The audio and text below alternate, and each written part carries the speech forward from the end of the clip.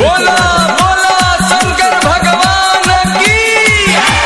Stylish recording studio Madhupur चौराहा पढ़लगंज गोरखपुर। आई सावन महीना सुहाना लोग भइल बाबा के दीवाना।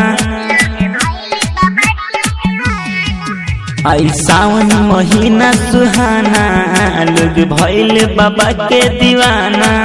और लेके कंवरिया बन के पवरिया ने हमारे घर जाते बाना।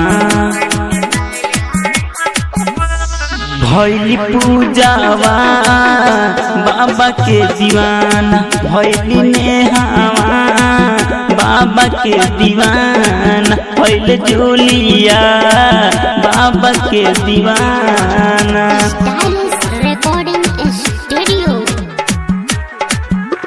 से बोली बाबा बैजूनाथ की। बोलो बमऊ बोले ले सबसे आगे चले ले, नहीं लाज शर्म करे ले। कांवर ना नीचे धरे ले और नहीं पिछुआई आगे आगे जाइए एनर्जी पावरफुल बना। और नहीं पिछुआई आगे आगे जाइए एनर्जी पावरफुल बना। भइल पूजावा बाबा के दीवाना, भइल जोलिया बाबा के दीवाना, भइल नेहामा बाबा के दीवाना। स्टाइलिश म्यूजिक रिकॉर्डिंग स्टूडियो बोला बोला शंकर भगवान की।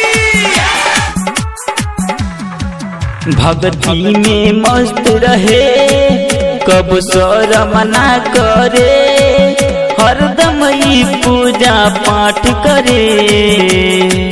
बाबा की हरदम जाप करे। और बाबा के दुआरी जय के पुजारी सतेंद्र से परिचय बना।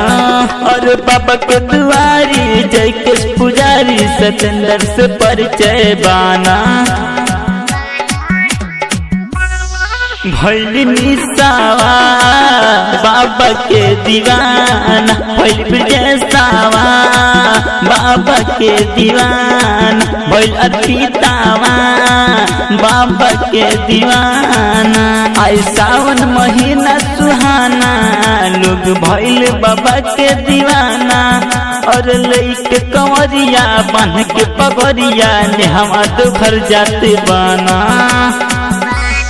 भइल संग मामा बाबा के दीवाना, भइल शिवानिया बाबा के दीवाना, भइल पूजावा बाबा के दीवाना।